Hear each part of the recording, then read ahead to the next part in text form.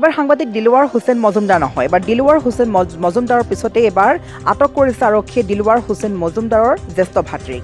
আৰু ঈদৰ দিনাখনেই নিশাৰ ভাগত জ্যেষ্ঠ ভাতৃগৰাকীৰ ঘৰত চলাইছিলে আৰক্ষীয়ে তালাচী অভিযান, আৰু তাৰ পাছতেই গ্ৰেপ্তাৰ কৰা হৈছে ভাতৃগৰাকীক। আৰু ভাতৃগৰাকীৰ কৰ্মত আছিলে এগৰাকী প্ৰধান শিক্ষক, এখন বিদ্যালয়ৰ এখন প্ৰধান শিক্ষক আছিলে, আৰু সেইগৰাকী ভাতৃক আটক কৰিছে হোজাই আৰক্ষীয়ে। যিহেতু এই কাণ্ড ইতিমধ্যে সমাপ্ত হোৱা বুলি সকলে ভাবিছিলে, যিহেতু দুবাৰকৈ আটক কৰা হৈছিল দিলৱাৰ হুছেইন মজুমদাৰক, দুটাকৈ জামিন লাভ কৰিছিল, মুকলি আকাশৰ তললৈ আহিল দিলৱাৰ হুছেইন। তাৰ পাছতে দিলৱাৰ হুছেইনৰ পিছতে এইবাৰ ঈদৰ দিনাখন নিশাৰ ভাগলৈ হোজাই আৰক্ষীয়ে আটক কৰিছে জ্যেষ্ঠ ভাতৃগৰাকীক। পিছে কিয় আটক কৰিছে বা কি কাৰণত আটক কৰা হৈছে বা তালাচী অভিযান কিয় চলোৱা হৈছিলে এই সন্দৰ্ভত বৰ্তমান জানিব পৰা হোৱা নাই। কিন্তু আমি এইখিনি ক'ব লাগিব যে দিলৱাৰ হুছেইন মজুমদাৰ যদি এফালে মুকলি আকাশৰ তলত, আনফালে দেখা গৈছে জ্যেষ্ঠ ভাতৃগৰাকী আৰক্ষীৰ জিম্মাত। আৰু এইখিনি ক'ব লাগিব যিহেতু মুখ্যমন্ত্ৰী হিমন্ত বিশ্ব শৰ্মাই এটা বিশেষ মন্তব্য কৰিছিলে যে দিলৱাৰ মহবুবুল হকক অসমৰ পৰা বা খতম কৰা দায়িত্ব বিজেপিৰ বা বিজেপিয়ে খতম কৰিব, আৰু কোনো আইনৰ বিৰুদ্ধে গৈ নহয়, আইনৰ ভিতৰত থাকি খতম কৰিব লাগে বুলি কৈছিলে মুখ্যমন্ত্ৰী হিমন্ত বিশ্ব শৰ্মাই।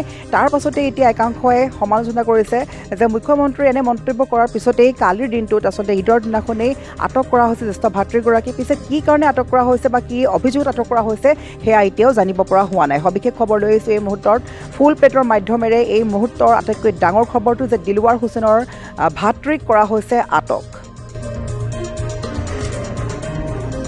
দিলৱাৰ হুছেইন মজুমদাৰৰ ভাতৃক কৰা হৈছে আটক। আৰু এই মুহূৰ্তৰ আটাইতকৈ ডাঙৰ খবৰটো হৈছে হোজাই আৰক্ষীয়ে আটক কৰিছে সাংবাদিক দিলৱাৰ হুছেইন মজুমদাৰৰ জ্যেষ্ঠ ভাতৃক আটক কৰিছে হোজাই আৰক্ষীয়ে। আটক কৰিছে তৈবুৰ ৰহমান মজুমদাৰক। হোজাই ডবকাৰ পৰা আটক কৰা হৈছে মজুমদাৰক, আৰু বৰ্তমানেও জানিব পৰা হোৱা নাই আটকৰ কাৰণ, কিয় আটক কৰা হৈছে জানিব পৰা হোৱা নাই। আনহাতে তৈবুৰ ৰহমান হৈছে যোগীজান মধ্য ইংৰাজী বিদ্যালয়ৰ প্ৰধান শিক্ষক, আৰু ঈদৰ নিশাৰ ভাগত শিক্ষক তৈবুৰ ৰহমান মজুমদাৰৰ ঘৰত আৰক্ষীয়ে চলাইছিল তালাচী অভিযান। তাৰ পাছতে আটক কৰিছে তৈবুৰ ৰহমান মজুমদাৰক। আৰু যিহেতু এইখিনিতে ক'ব লাগিব যে এই মুহূৰ্তৰ আটাইতকৈ ডাঙৰ খবৰ বুলি ক'ব লাগিব, কিয়নো জ্যেষ্ঠ সাংবাদিক দিলৱাৰ হুছেইন মজুমদাৰক লৈ ইটোৰ পিছত সিটো কাণ্ডই জোকাৰি গৈছিলে। কেৱল অসমেই নহয়, সমগ্ৰ দেশ জোকাৰি গৈছিলে। আমাৰ যিবোৰ আচলতে আমাৰ অসমৰ সংবাদ মাধ্যমৰ উপৰিও দেশৰ বিভিন্ন সংবাদ মাধ্যমত এই বাতৰি প্ৰকাশ পাইছিলে। যিহেতু সাংবাদিকগৰাকীয়ে যি কেলেংকাৰী বা এপেক্স বেংকত কেলেংকাৰী থকা বুলি অভিযোগ আনিছিলে, তাৰপাছত তেওঁ প্ৰশ্ন সুধিছিলে, আৰু সেই প্ৰশ্নসমূহ কৰাৰ পাছতেই তেওঁক যিহেতু গ্ৰেপ্তাৰ কৰা হৈছিল। সকলো সংবাদ মাধ্যম, সকলো সাংবাদিক, সকলো প্ৰেছ ক্লাব একগোট হৈ ৰাজ্যৰ বিভিন্ন প্ৰান্তে প্ৰান্তে প্ৰতিবাদ সাব্যস্ত কৰিছিল। আৰু তাৰ পিছতেই আৰক্ষীয়ে কোনো তথ্য যোগান ধৰিব নোৱাৰাৰ পাছতেই আচলতে প্ৰশাসনে মুখ ঠেকেচা খাইছিল।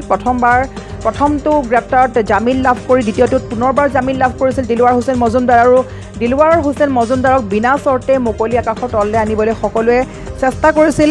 আৰু তাৰ পাছতেই সাংবাদিকৰ জয়, গণতন্ত্ৰৰ জয় বুলি অভিহিত কৰিছিল সাংবাদিকগৰাকীয়ে, কিয় তেওঁ মুকলি আকাশৰ তললৈ ওলাই আহিব পাৰিছিল। আৰু তাৰ পিছতেই সাংবাদিকগৰাকীৰ বিৰুদ্ধে কোনো গোচৰ ৰুজু কৰা হোৱা নাছিল। কিন্তু এতিয়া বৰ্তমান প্ৰশ্ন হৈছে, যিহেতু ঈদৰ দিনাখন এটা বিশেষ মন্তব্য খুবেই বিস্ফোৰণ ঘটাইছিলে মুখ্যমন্ত্ৰী হিমন্ত বিশ্ব শৰ্মাই ঈদৰ দিনাখনেই মন্তব্য কৰিছিলে যে মহবুবুল বা দিলৱাৰ দৰে মানুহক খতম কৰিব লাগে, আৰু লগতে কৈছিলে যে বিজেপি চৰকাৰ এইকাৰণেই সৃষ্টি হৈছে এইসকল লোকক খতম কৰিবলৈ।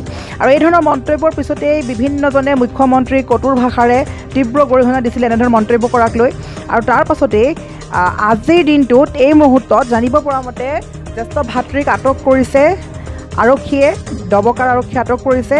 আৰু মুখ্যমন্ত্ৰীয়ে যিহেতু বাৰে বাৰে কালি কৈছিল যে দিলৱাৰক মানুহে বিশ্বাস কৰিছে, দিলৱাৰে যি কয় সেয়াই বিশ্বাস কৰিছে, গতিকে বিজেপিৰ জন্ম হৈছে দিলৱাৰ দৰে মানুহক খতম কৰাৰ বাবে।